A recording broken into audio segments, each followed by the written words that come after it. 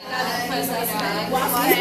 aspecto da secreção, se é esverdeado, amarelado, se é secreção serosa, que tem sangue, tá? Se é sanguinolenta, se é sanguinolenta, purulenta, se é purulenta, como for, tá? A quantidade, mais ou menos, você vai diminuir a quantidade de água que colocou, para colocar o volume. Depois da aspiração, você vai auscultar. A pressão pulmonar. Aí você anota isso também na auscultação. Também, como está o padrão. Então, assim, recolhe o material, depois vem auscultar o paciente, se for preciso, né, assim, e anota tudo isso. Se você auscultar, você vai anotar também como está o padrão respiratório do paciente, tá? A próxima seria oxigenoterapia por catéter nasal.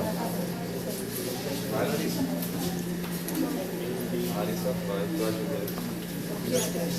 Agora a gente vai ver Aspiração por catéter. oxigenoterapia por catéter nasal.